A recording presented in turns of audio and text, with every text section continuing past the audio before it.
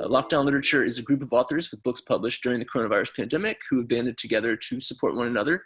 You can follow them on Instagram at lockdown_literature. And you can also find a full list of Lockdown Lit authors and their new books at Booksmith.com. All books are available for sale now, and we will deliver them to your door. A quick note just to say, if they say they're out of stock, that's because we're shipping straight from the warehouse right now. Today's event features Jennifer Steil for her book Exile Music and Ava Homa for her new book, Daughters of Smoke and Fire. If you have questions for Jennifer or Ava at any point today, please drop them in the comments and we will pass them along. We'll have time for a Q&A at the end of the program. I'm gonna turn things over now to Zizaba's managing editor, Oscar Villalone. Oscar will serve as today's MC. Thank you all so much for joining us. Jennifer, Ava, Oscar, welcome. Oh, thank you, Evan, and welcome everybody. Let me go ahead and introduce our two authors for today. Jennifer Steil, her newest novel is Exile Music. Author Ben Kephart says of the book, Vienna, Austria, and La Paz, Bolivia, war and peace, immediate love, and mingled yearning. Tangled desires sprung from single seeds. Exile music is a magnificent exercise in connections among objects, ideas, and places that seem to have nothing in common but do. And in its starred review, Booklist says Exile music is a beautiful coming-of-age tale, moving, evocative, and well-researched. This is sure to linger in readers' minds long after the last page has been turned. Jennifer Steil is the author of two previous books, The Woman Who Fell from the Sky, a memoir of her experience as a journalist in Yemen, and The Ambassador's Wife, a novel about a hostage crisis that was also inspired by Steil's own experience. She is in London right now and joins us from there. Welcome, Jennifer. Thank you, Oscar. Thank you to Zizaba and to Booksmith for having us. And thank you also to Lockdown Literature, which is this incredible group of authors who have banded together to support each other during the time of COVID-19.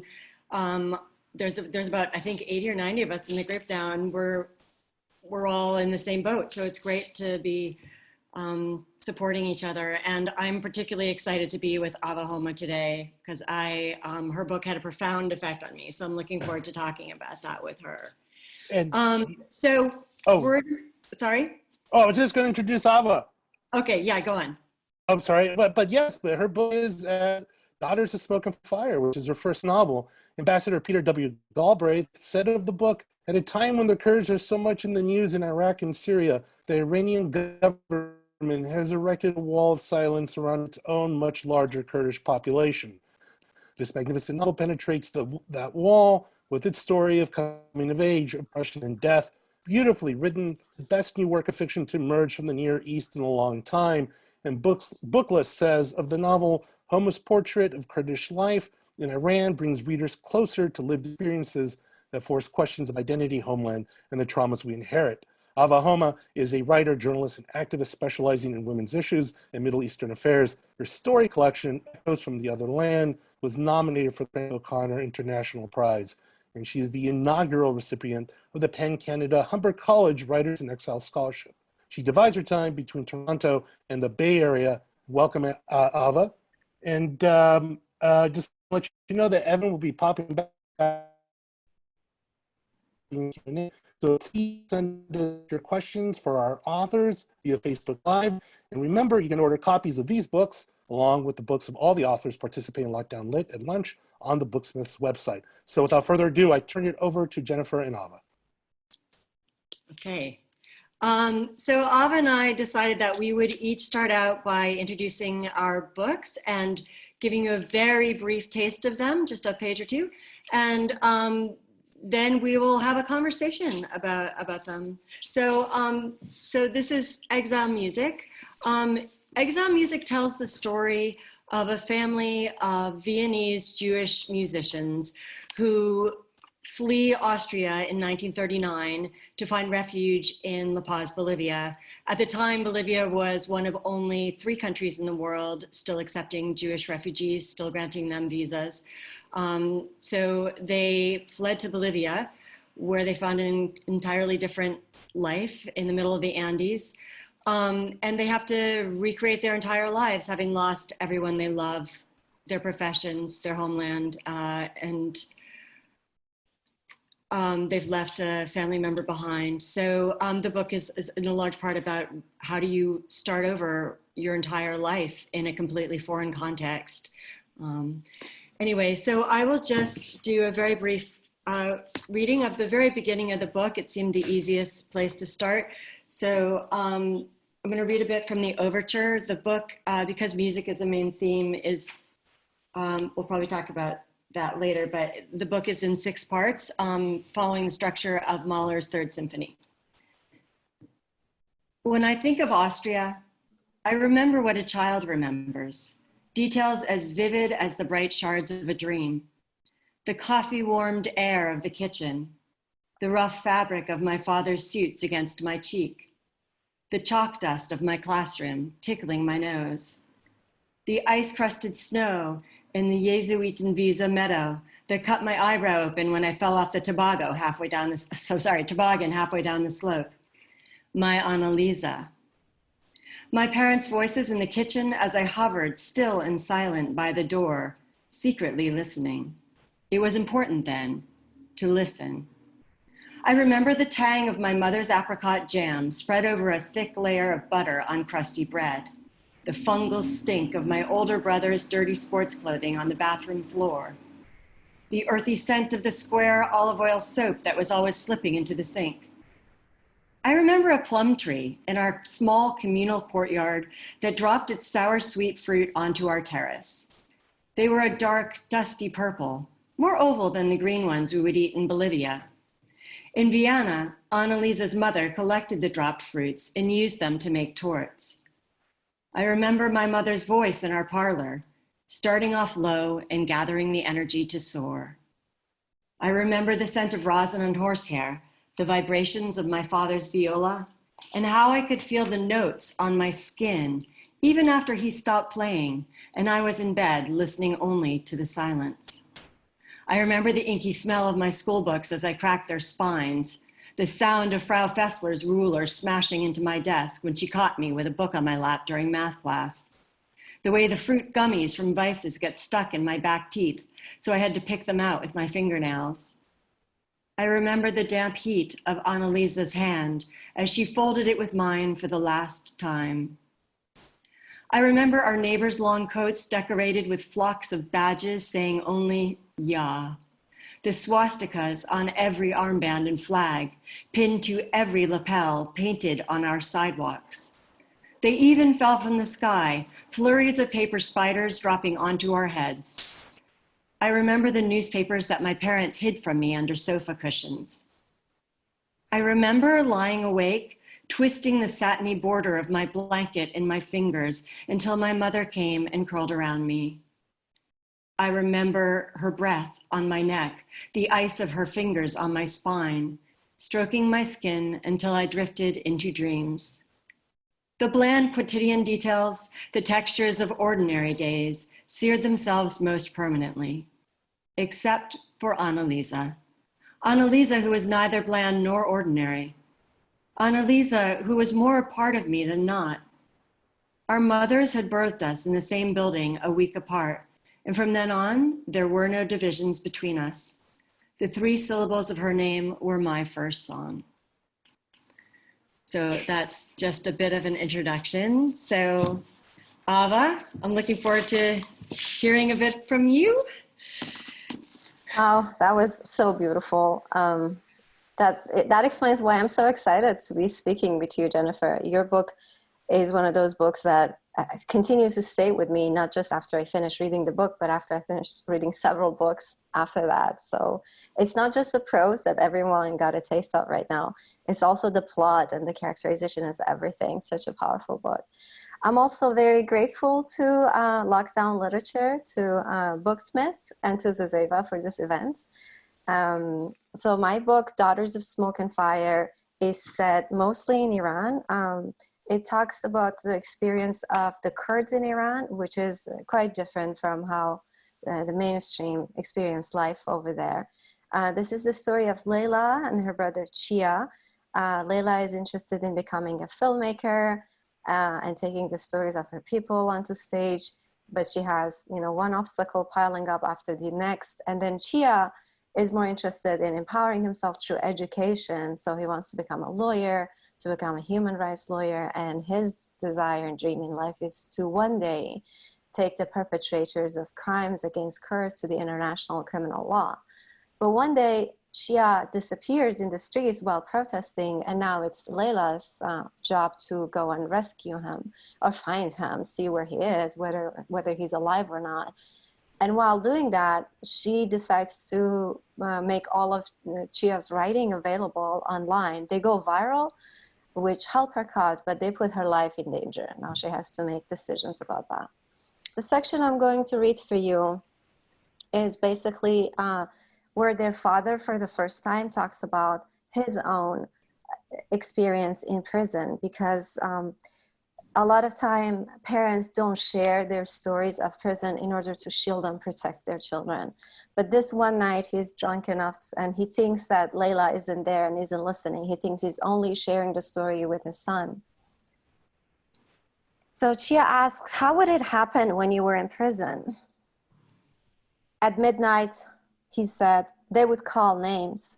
We were 80 inmates in one wing, sometimes more, sometimes less. Anyone whose name was called after the sun went down never came back.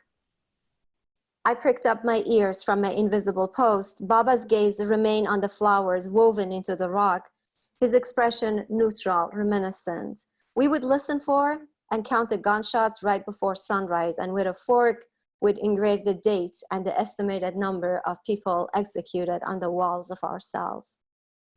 I steadied myself on the doorframe. My brother sat rigidly. Baba continued stoically. Every time that loudspeaker cracked, every time a guard turned it on and blew into it, every time someone whose name started with A was called, he stopped and glanced at Chia, through Chia, as if Chia weren't there. The ones who were called had only a few moments to give their friends and cellmates any useful belongings they had, a shirt, a pair of shoes, a comb, and they might ask for something to be given to their parents or children. Their diaries, drawings, handicraft they had made in prison with inedible dough. Then their friends. Baba squeezed his eyes shut, bit at the corner of his cracked, bloodless lips. After the men were taken away, their friends would light a candle if they had one, would pass around some dates if they had any, and would shed tears if they still had some left in them, that kind of stuff. They would gather the few possessions they had to give the executed something like a funeral, an acknowledgement of their existence in a place that wished to annihilate us all. Chia cleared his throat and asked in a gravely voice, was that the worst moment, when a friend was taken? My father looked away, rubbed his face, and pressed his fingers to his temple as if he were focusing on something. I wanted to run and grab a glass of water for Baba, whose lips had dried up, but I stayed put. Once a plainclothes man walked in with a flashlight in his hands. He wheezed, looked the other way. Memories were crowding in. I held my breath so I wouldn't miss a single word. 3 guards followed the man, who was clearly an Etalat agent. The intelligence service, Chia breathed. Baba continued. It was past midnight, and the central light of the prison had all been turned off. We were about 12 cellmates then, Joanna's husband among us, their daughter due to be born the day after. We were ordered to stand in a line and face this figure who walked before us, directing his flashlight at us. He pointed his index finger and ordered an unlucky prisoner to step forwards from the line. His blinding light then flashed into my face. I shut my eyes and frowned on a reflex. Baba's lips stayed low, slurring his speech. My heart was beating too loudly, and I worried its pounding would drown out Baba's next words. And, Chia prompted softly. Baba sighed, the deepest sigh. Thank you. That was it. That was amazing. I feel, Ava, that so many of the lines of your book were kind of cut into my soul, like engraved on me. You just, not only is your book telling such an important and overlooked story, but it's telling it in such a beautiful and human way. And with your main characters, with Layla in particular, I mean, what I was impressed with is, you know, she doesn't take her suffering and magically transform into a superwoman who, you know, throws off the yoke of her existence and, you know, triumphs over everyone. And what I'm struck by is kind of the modesty of her desires. You know, she wants things that all of us want. She wants her parents to love her. She wants to be accepted. She wants not to be treated as completely worthless. She wants to live in some place that doesn't want to annihilate her. And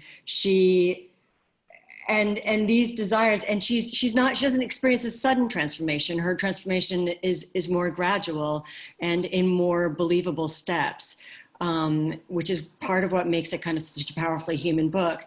And you also, there are, you know, other kinds of women in the book, like her friend Schuyler, who is a passionate fighter who goes to the mountains to join the resistance and fight for a Kurdish freedom.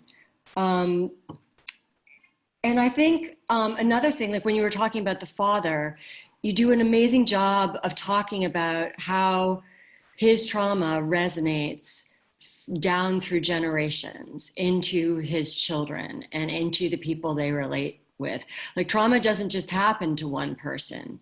It happens to everyone close to them, everyone who descends from them. And so I was wondering if maybe you could talk to us a little bit about how you came to develop the characters of Layla and Shia and Schuyler. Thank you, Jennifer. I am really, I'm blushing here right now. I'm very happy to hear these things from an accomplished and talented author like you. It means a lot. Thank you. So when I was thinking about these characters that you mentioned and different ways that they react to oppression, geopolitical oppression, ethnic oppression, gender oppression, what ways would they pick to not just be victims, to be something more than that, but also make their resistance, like you said, realistic and believable, that they don't, you know, have a magic wand and changes their lives. So I had the mother's character who was more interested in just numbing her pain through, you know, eating and drinking and going on her sexual adventure. I have the father who stays very conscious of what happens. He becomes a new junkie, but because he doesn't know how to metabolize all that information and all that continuous oppression, he becomes a hollow of a human being, right? And then I have Layla and Shia, who even though they have inherited trauma, they go and develop their own traumas, and they are thinking, okay, what do I do with the reality of my life? Not only I'm being subject to, you know, genocide, cultural genocide, and all of that. The rest of the world, like you said, doesn't even know about me. And that's why they choose, one of them chooses art, the other one chooses education. And yet I didn't want to romanticize their life. The reality is that even when you do make a conscious and beautiful decision for that transformation to happen, a lot of problems pile up. But what I wanted to show is that Layla, even from a very young age, has her own small resistance, you know, the fight of the powerless, when they ask her to shout in the school, "Death to America," and then she just yells out gibberish just so that she can scream out loud. And a lot of little acts of resistance from the beginning until the very last moment when a gun is hauled to her face, and instead of, you know, dying from fear, she turns it into something changes inside her when she knows that these problems aren't personal. They are part of human condition and our situation in this world. So I was trying to really have a diverse and realistic way of how people deal with these realities. And in a sense, I was lucky that I was a journalist and activist, because I was always involved in the lives of others and always listening to their stories. And the question for me always was, how do you deal with this? Like, how can you first decide that you want to move on, and then know how to move on, and then know like what to do with your reality?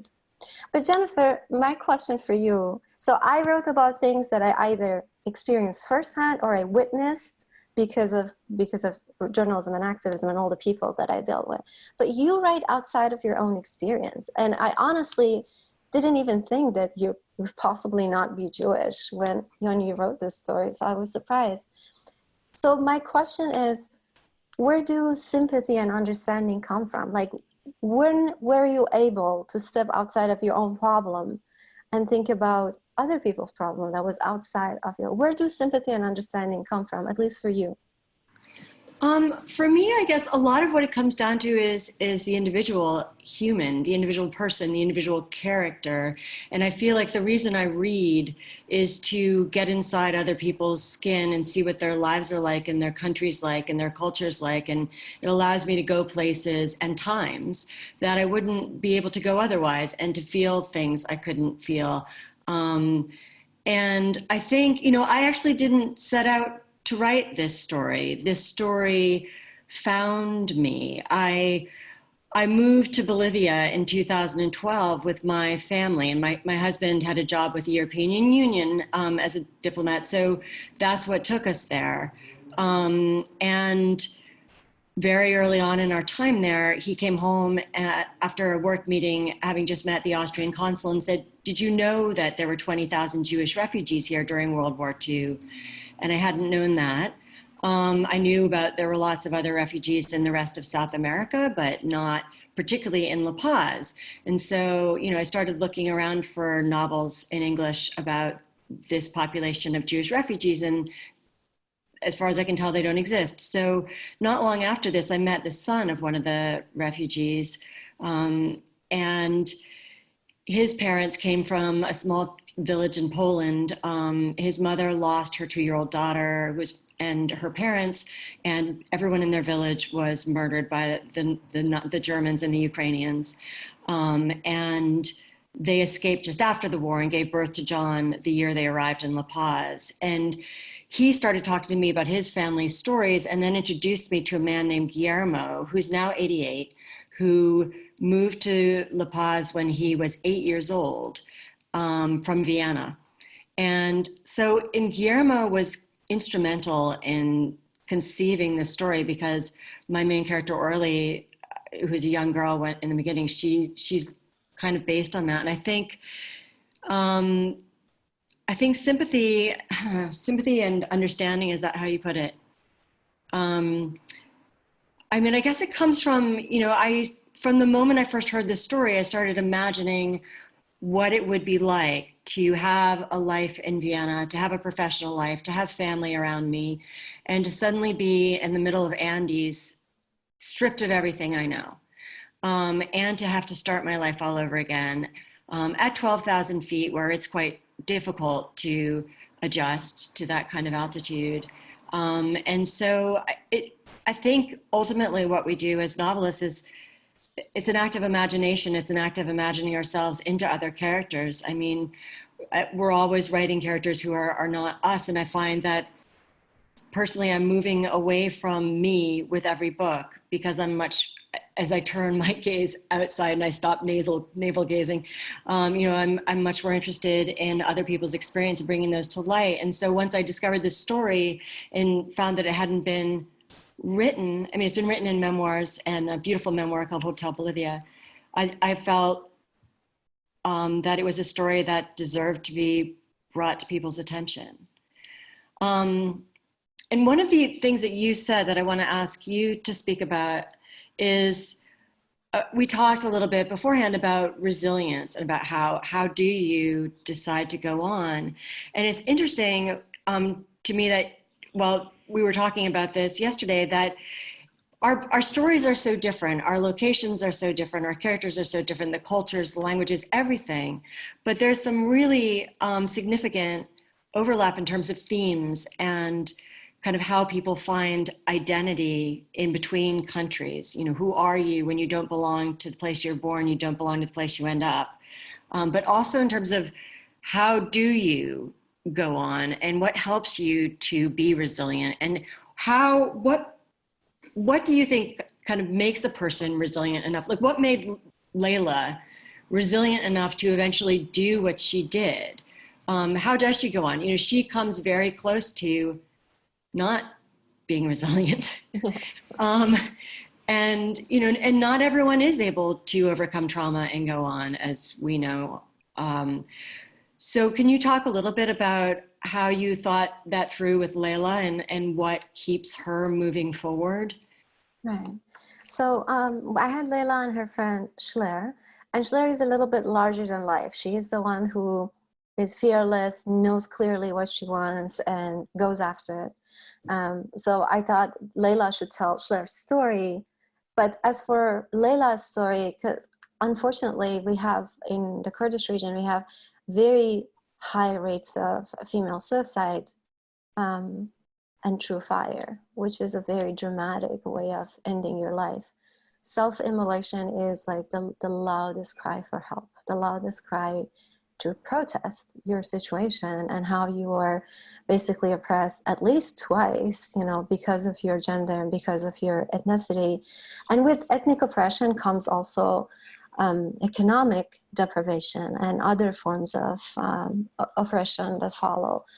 And even the question of identity, like in Iran, you aren't, as you guys might have seen in Penn International, recently a Kurdish woman, a young Kurdish woman was arrested and charged with threatening national security. And all she did was teach Kurdish language to kids, like teach them their mother tongue. So one question is, when they even take away your mother tongue, who are you? If you can't relate to your parents or to your ancestors, if you can't read your own history and your own poetry, who are you, really?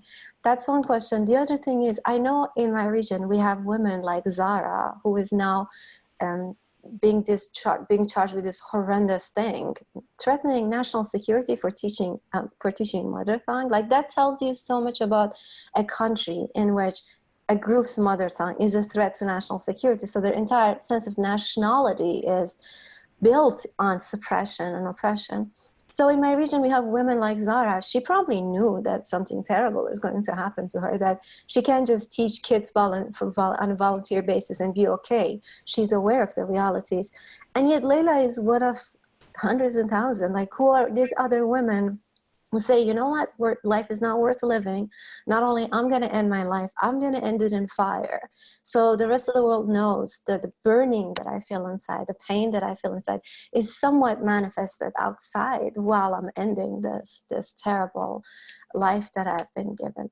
So this question that you're asking me, Jennifer, is something I have always asked myself, like, how does resistance happen?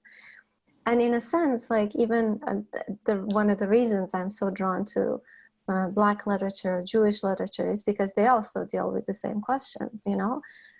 Can you make meaning out of life when things are so horrible? When, like you said, you're stripped of everything that makes you human, down to your identity, to everything. And so what makes a group of people decide that they want to go on? What makes another group decide they do not want to go on?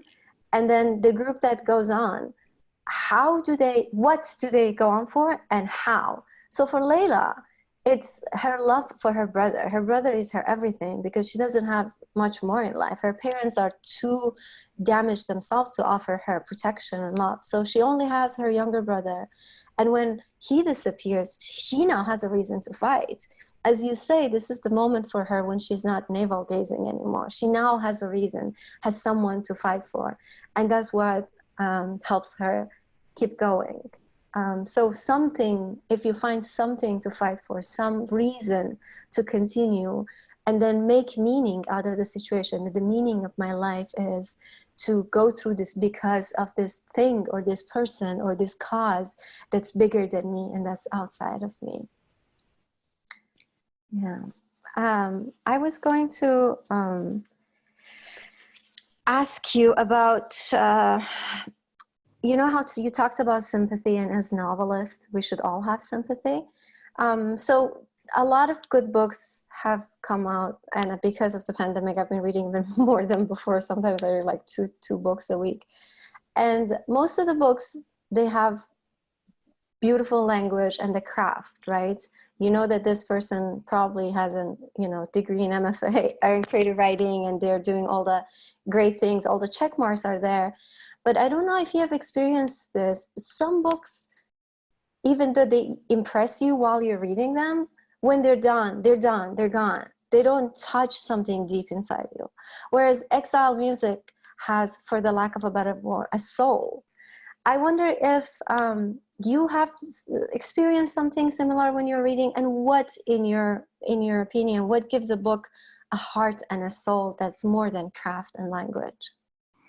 That's a really good question. Yes, I absolutely experience that with books all the time. If I feel like there's too much of kind of this self-conscious effort to do literary acrobatics, more because the author wants to show that they can do it than to communicate something urgent, then I think, that is less interesting to me. Even books that I admire a lot, I don't feel emotional about.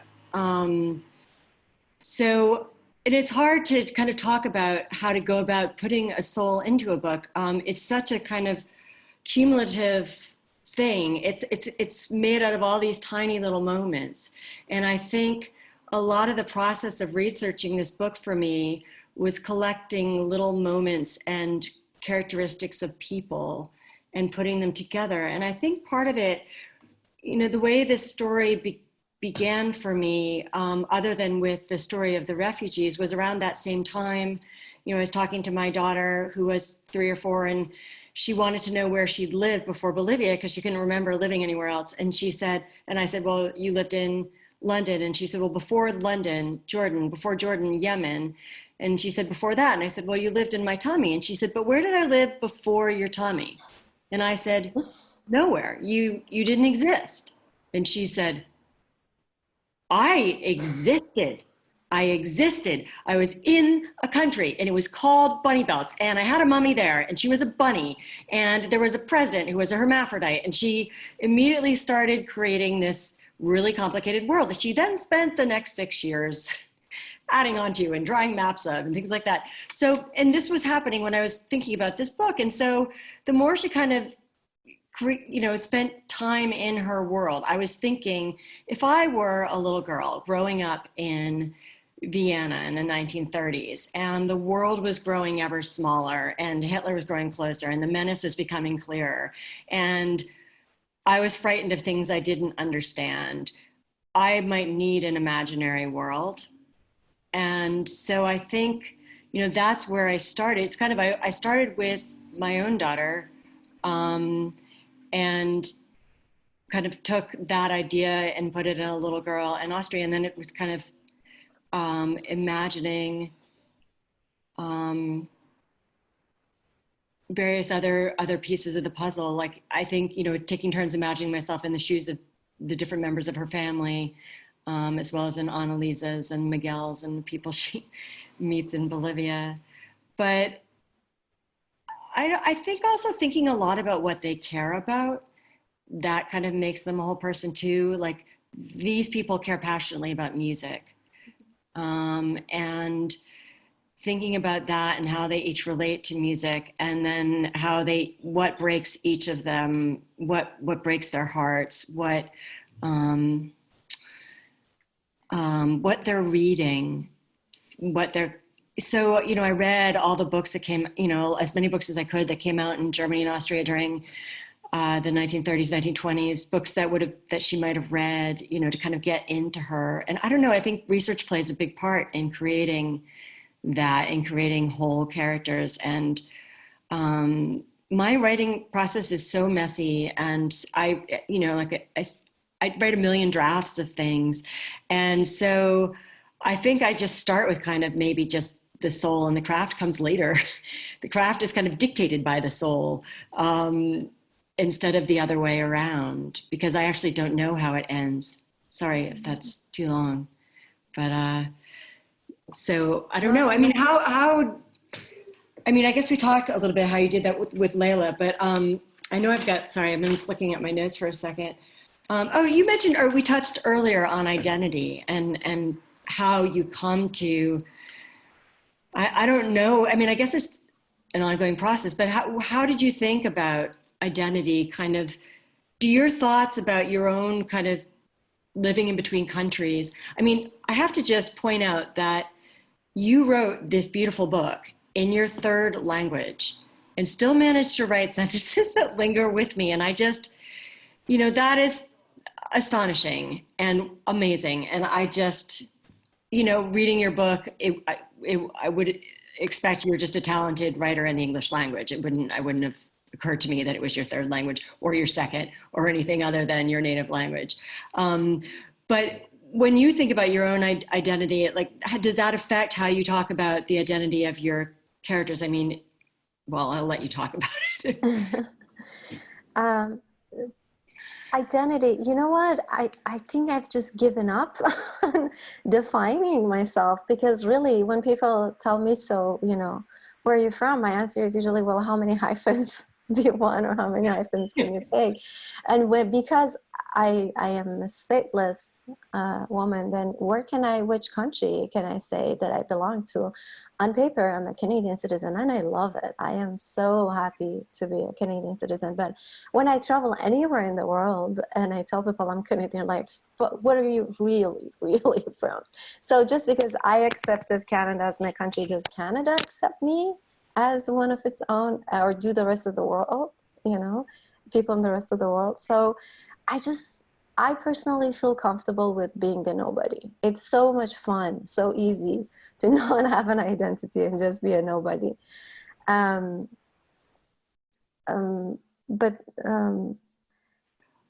I was going to ask you... Can I ask a related question? Do you mind if I just ask? Go ahead. Because when you wrote a line in your book, you wrote, "I wasn't silenced in Canada, but I wasn't heard either." And that seems, since you were just talking about being Canadian, I just wondered if you would be willing to talk a little bit about kind of the challenges of not being heard and what that's like. I mean, that's kind of, we're hearing, you know, this is a lot in our public conversation right now with the Black Lives Matter movement. People who have not been heard, and you as well. So. Yeah, so when I was leaving Iran and my experience in exile started, I was very maybe naive, maybe optimistic about it. I thought then everything that I suffered from is going to end and things are going to be this beautiful thing. And when I went to Canada on a student visa to get a degree in creative writing, at my time, we barely had internet. There was this dial-up, which would work maybe half an hour a week that I could get my application in, but I didn't have a sense of what it would be like, life over there would be like, which is very different now. Everyone through Instagram and social media has a sense of what life in other countries are like. I didn't, so I was able to imagine. And so when I moved, I realized that this human hierarchy, that this sense of a group is less human, less entitled, less deserving of having the rights as other, works differently in different parts of the world. In one part of the world, they put a gun to your hand and say, you're not allowed to talk. In another part of the world, they let you write, but then they censor it, and then a censored version comes out, which is really not you, because they kill the soul of the book in you. And there's this other part of the world where they tell you, oh yeah, you can speak all you want, but whose stories are really told? Like, whose stories are heard? How come in North America you keep hearing the same stories over and over and over and over and again? And here are these really original, authentic stories that people are craving for. Like, I think most people would want to hear something fresh, to hear something that's authentic. And yet these are not being heard, or these are not being told. Even when you are telling them, you aren't given the platform to now, or the exposure for those stories. And then who makes these decisions and why? I don't really know. I mean, for me, the idea was, I was the oppressed. I came here, I'm not practically oppressed, but I am unheard and I am unseen. And is that a form of very subtle, you know, oppression? And then I thought, if I keep writing, if I craft the book really well, if I learn language, learn the art of writing really, really well, then things are gonna change.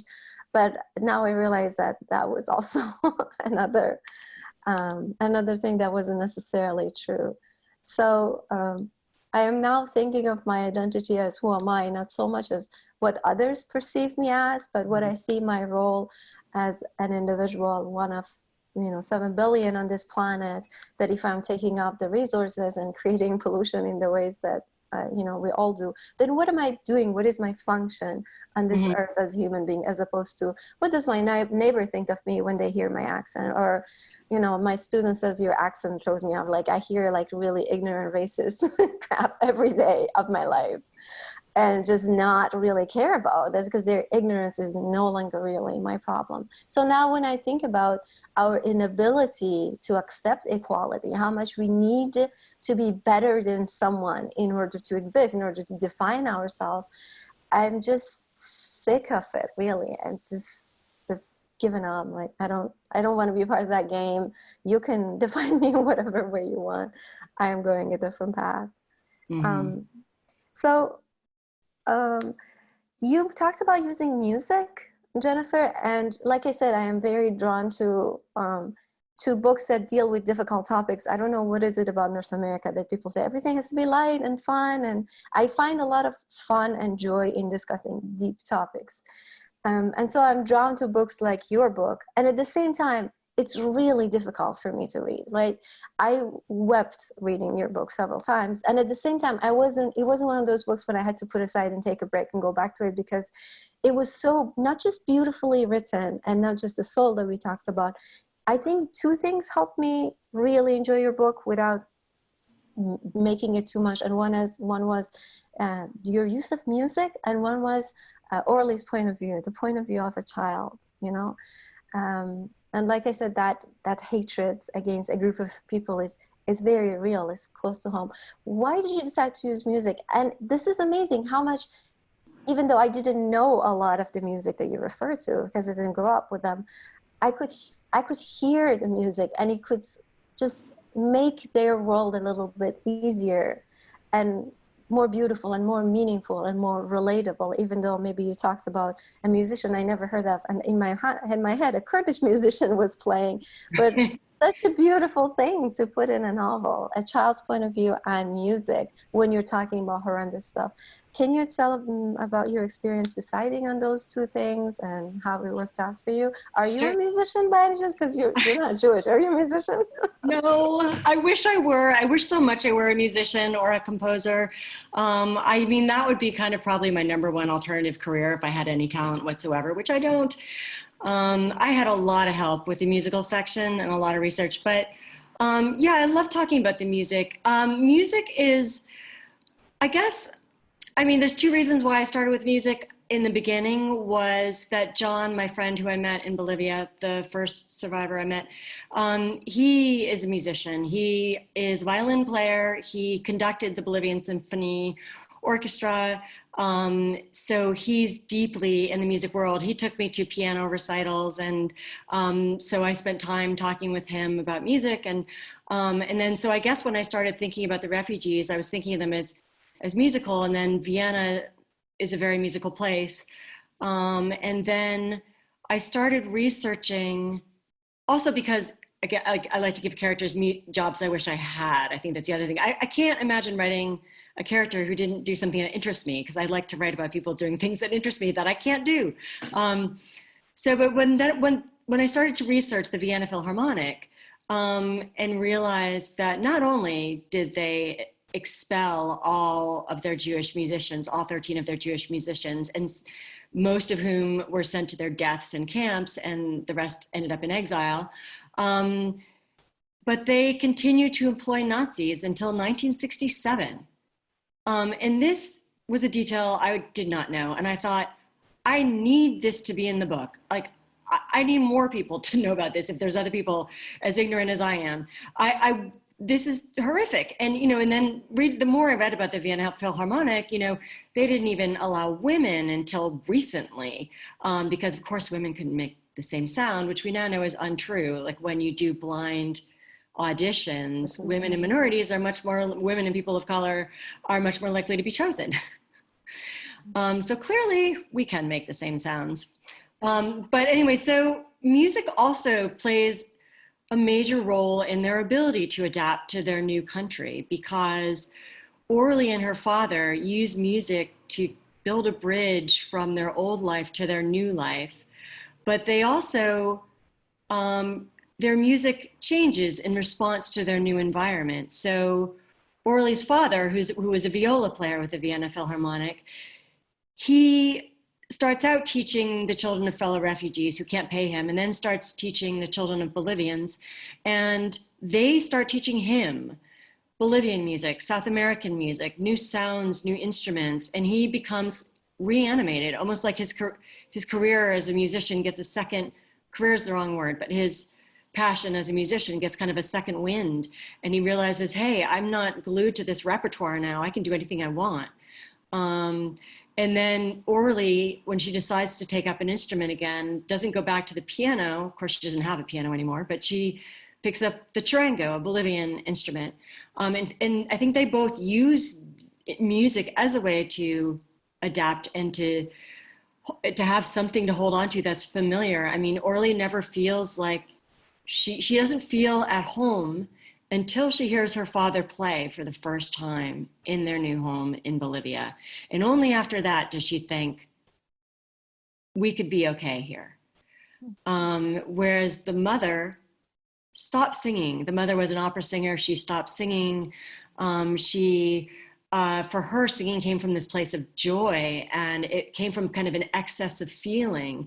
And she's left her son behind in Europe. She's lost all her family. She can't sing anymore because the place that singing came from isn't there anymore. And with her inability to connect to music, she doesn't have anything with which to connect to her new surroundings. And this makes her the most isolated and unlikely to survive person of their family, you know, and ultimately leads her to develop a new interest that puts her family at risk all over again. So, so music to me was, you know, once my characters are musicians, kind of everything became about music or related to music. And the structure of the book as a symphony came much later in the process. But also, I have a friend who's a Mexican composer who lives in Germany, who I met I'm in a PhD program. She's a colleague, and she read through my book and pointed out all the idiotic errors I made.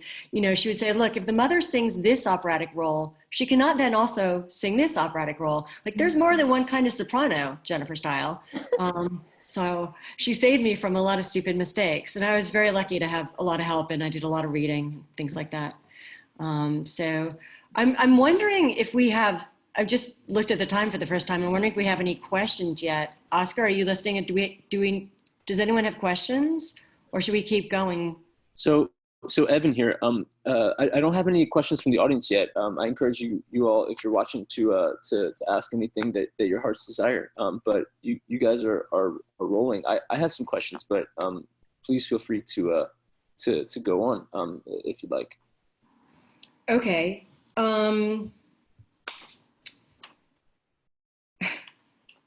Okay. This sentence is towards the end of your book. It doesn't give away anything. Don't worry. But I just was really struck by how this one sentence tells us so much. You know, Layla's sitting down to write an email back to Iran, Kurdistan, and says, I let the email fly away across the planet from the side that manufactured weapons to the side that used them. And that to me said volumes about the West's complicity in the situation of the Kurds. And I was wondering if you might talk a little bit more about that, about our responsibility for what's going on and what has been going on. So the most recent debates you must be following, because you now live in England, is how Britain sold a lot of the cluster weapons that Saudi now uses in Yemen in its proxy war with Iran. and how they're saying now the first they denied, and then they said, well, no, you shouldn't use our cluster weapons in Yemen, but they didn't actually come up with a way that says, if you do continue to use our cluster weapons, because it damages, kills the civilians, right? If you continue to use cluster weapons, this is how we're going to act. Nothing came out after that. So it's been the same thing. I mean, when Saddam Hussein was gassing the Kurds and like killing 5,000 people in 5 minutes, where was he getting all his weapon? At the time, he wasn't the bad guy. He was an ally. He was the guy they were using to fight against Khomeini. According to guy, I forget her name, Samantha, I don't remember her last name, but I can, send it to you later, that like the US gave $500,000 agriculture loan to Saddam while he was killing the Kurds. And it was only years after when the Saddam attacked Kuwait, and he wasn't the favorite guy anymore, that right shortly before the Iraq war, now journalists from all over the world went to the Kurdish region and reported on all these atrocious crimes. But what took you so long? Why weren't you able to say anything while they were happening? Today, as I'm talking to you, since my book has come out, Turkey continues to kidnap and kill women in Afrin, in Syria, Kurdish Syria. Iran continues to arrest and execute Kurds. Turkey supposedly bombed the rebels, according to New York Times. And they forget to mention that the civilians are also getting bombed and getting killed.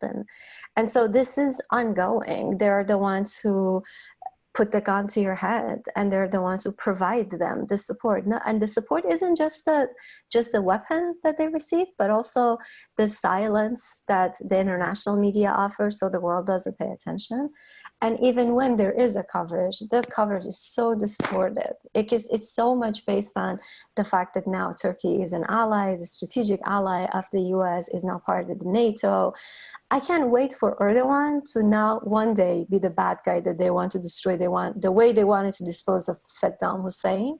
And then when that moment happens, the world would be shocked again by how much crime has happened in Turkey against the Kurds, and how much, for the most part, the mainstream media particularly has closed their eyes or looked the other way. I mean, weren't the world talking about Kurdish female fighters when we were fighting ISIS and killing them, and we were the international darling? They were like 60 Minutes Australia had 2 episodes on Kurdish female fighters, and last October Trump ordered the US military to pull out, and then there he was, like so many people, their lives destroyed and displaced. And so this ugly story keeps to continue on and on and on and on. And yes, it's like those countries, Iran, Iraq, Turkey, Syria, that are committing this crime. But who gives them the permission to do it? Because if the world really didn't want to, really valued human life everywhere, these things wouldn't have happened. And I think there's so much ignorance of what's going on in the US. I mean, the media, when I was working as a journalist, and I'd pitch a story from abroad, they would say, oh, Americans aren't interested in international news. So they would, international news has been creeping off the front pages, and this is a serious problem. I just think, I don't know, I wish we all thought of ourselves as belonging to the planet and not our specific countries. It would just, because people are so parochial in their views, like, does it affect me? Does it affect my hometown? Then I don't care. But I felt that same frustration with the distortion of the way the news gets presented when I was living in Yemen and editing the Yemeni newspaper. And all I ever read about Yemenis were that they were terrorists. The Western media was like, oh, they all kept, every time we had this running joke in the newsroom that every time they mentioned Yemen, they would say ancestral homeland of Osama bin Laden. And like, he never lived there. He's, Yemenis are the friendliest people I have ever met on earth, bar none. They are the most hospitable, warmest. I mean, they were so completely misrepresented in the news, which is, I think, why I felt compelled to write my first book. I was like, look, I want to write to you about the Yemenis who I work with, and so that you can get to know them as actual human beings and not think of them as some complete erroneous. And you would think something like the pandemic would wake people up. And it has. I mean, it has changed some people.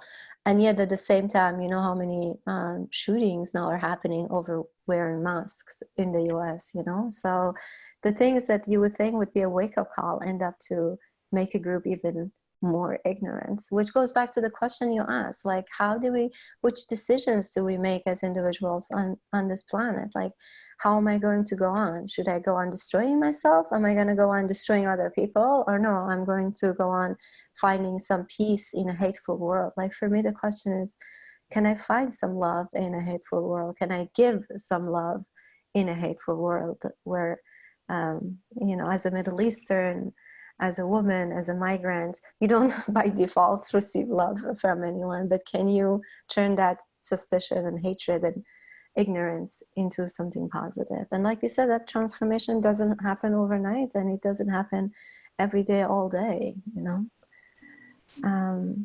So do you think literature, okay, yeah, I think let's let Ivan ask his questions. Did he have a question? Oh, yeah, I do, absolutely. My question's a little off topic. I hope that's okay. I was struck by something Ava said earlier about how Ava, you said you were drawn particularly to Black literature and to Jewish literature because of the resilience that is often found there. And I'm also a fan of those bodies of literature, and I find that they each have often their own kind of humor as well, that is pervasive in there, perhaps as a coping mechanism. And I was just wondering if you found that in Kurdish life and in Kurdish literature as well. Yeah, absolutely. Humor, also music. It's crazy. Like, Kurds have one of the most tragic histories on planet, and yet they have the happiest dance and music. And the dance is collective. It's not individual. You have to like hold hands with other people and dance, and the music is so upbeat that anywhere you play it, people like just start moving their bodies. And this sense of like making jokes immediately out of even the most horrendous things that happened right away. Even like the international oppression or the national oppression, people start making jokes about it, which blows me away. It's amazing. Like, how can you rely so much on humor to that? But then if you don't rely on arts and humor and literature, what else can you rely on, you know? And yeah, it's definitely big in Kurdish literature as well. Yeah. I didn't know about that, and it doesn't surprise me though. I find that when I'm not feeling kind of overwhelmed by the pandemic right now, I seem to be sharpening my sense of humor, or it seems to be sharpening right now. Jennifer, I was wondering what the reception's been from, I think you said his name was Guillermo, or the other refugees who inspired the story. Have they read the book? How has it been received there? Did you share drafts with them? What was the process like there? Yes, I shared drafts with many Bolivians because I wanted to kind of, have sensitivity readers double check my facts and my portrayals. So I had a couple of Aymara readers, I had a Bolivian journalist, I had a couple of other Bolivians read drafts. So that definitely happened. John Gallarta, who I mentioned earlier, he's never read his mother's testimony that she gave after the war. He sent me the transcript, which is from the archives of the Holocaust Museum in Israel. And I read it, and it is among the most horrifying things I've ever read in my entire life, if not the most horrifying, the way that the entire Jewish population, especially the children, were tortured and murdered in this village. And so I wrote an essay about that, and John was, despite the fact that he found it very emotional, and he said he was trembling after reading it, he is quite shaky. I heard from his daughter, he's very grateful for me for telling his mother's story in the essay and for writing the book, because it sheds light on an experience a lot of people don't know about. And his daughter read it and she loved it and wrote to me about it. I also got an email from a 90-year-old man in Florida I'm finding all these other survivors that I actually didn't know about, people who lived in La Paz for some number of years and who aren't there now, but who have, it was a significant part of their life. And I'm hearing from so many of them. I wish I'm gonna have to write another book, but this 90-year-old man said, you know, your book, what you write about was so close to my own experience that I can't believe you invented it. Like, tell me who you talked to, he basically said. Like, I need to know, give me names. And so that was really wonderful. And now we're pen pals. And so I've heard from a lot of people like that, and that's been really meaningful. So I heard from another woman who was one of the teachers in the Parkland, Florida shooting, and 2 of her students were shot in front of her and their classmates. And she's still really close to the students who endured this with her. And she said to me, she wrote to me to say that, you know, listening to the testimony of Holocaust survivors is how her students are learning resilience, which I found so striking. I mean, I kind of made me start crying when, you know, getting her email. It was such an emotional email. And she was talking about, you know, how much my book meant to her as a Holocaust educator and how that was helping her kids deal with the Parkland shooting, which is not something I imagined would come out of this book. But I'm glad that, you know, to hear these stories, but that, you know, at least, you know, it is a story of resilience. We should probably try to end on a more hopeful note, but if that's possible. It's hard. It's wonderful. You're both doing really important work. These are important stories to be told. And when you, I guess, tell a story, you never know who it's going to resonate with. I want to congratulate you both on your novels. Thank you. This has been a wonderful conversation. I appreciate you both joining us today. Thank you all who have tuned in. We've been talking with Jennifer Steil and Ava Homa. Their books are Exile Music and Daughters of Smoke and Fire. You can get them from Booksmith. We'll ship them right to your door. I just posted the links again in the comments. Here they are. Go ahead and spotlight you. That's beautiful. Get them booksmith.com. We're taking next week off, but Lockdown Lit will continue on August 4th. Hope that you can join us then, and I hope we can all meet in person sometime in the nearish future. But until then, please stay safe and healthy and be well. Thank you, Jennifer, and thank you, Ava. Thank you so much, Emma. Appreciate it. Yeah, thank you so much to all of you. Yay. Yeah. Thank you, Jennifer. Thank you, Ava.